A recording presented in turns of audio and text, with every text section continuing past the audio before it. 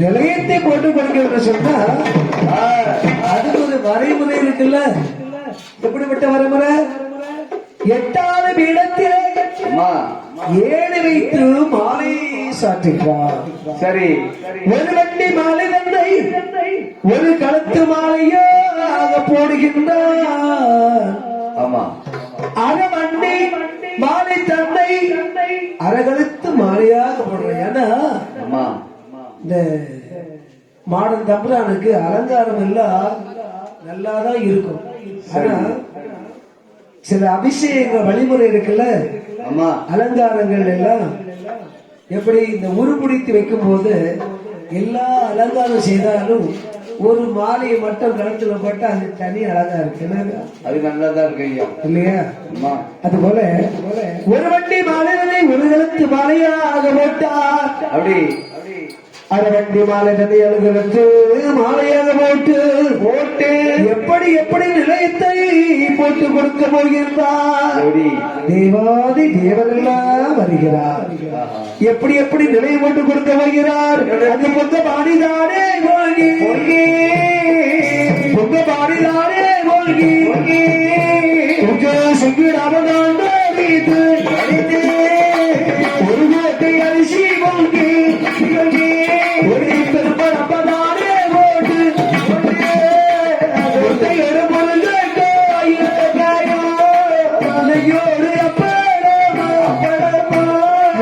கருவாடு சுட்டு வைத்து ஓட்டிற்கு வைத்து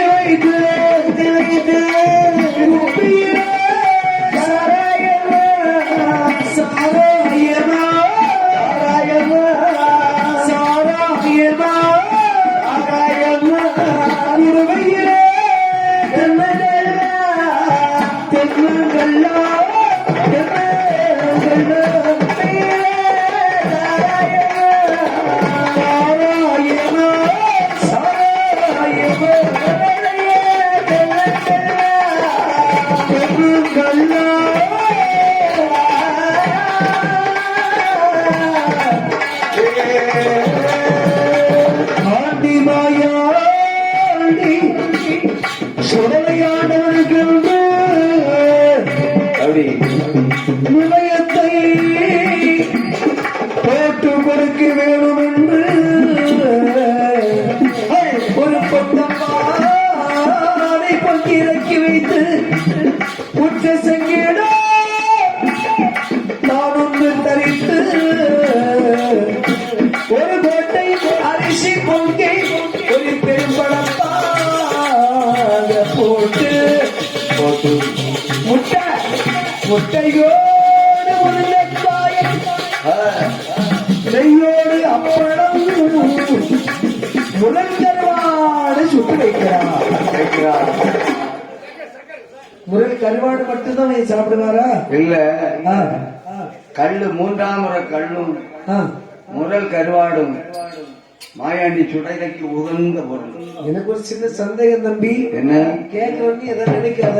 என்ன இந்த கல்லுன்னு சொல்றாங்களே, இந்த கல்லு என்ன நிறத்துல இருக்கும், எப்படி இருக்கும்? பழைய கஞ்சி தண்ணி, நம்ம வீட்டுல குடிக்கிற கஞ்சி தண்ணி சொல்லுவாங்கல்ல, அதுதான் கல்லா? அந்த நிறத்துலதான் இருக்கும். அது குடிச்சா என்ன செய்யும்னு கேட்டேன். கொஞ்சம் அப்படியே லேசா தலை சுத்தம். தலை மட்டும்தான் சுத்தாது. ஆமா, தலை சுத்தாது மாதிரி இருக்கும். ஒரு சின்ன கிக்கு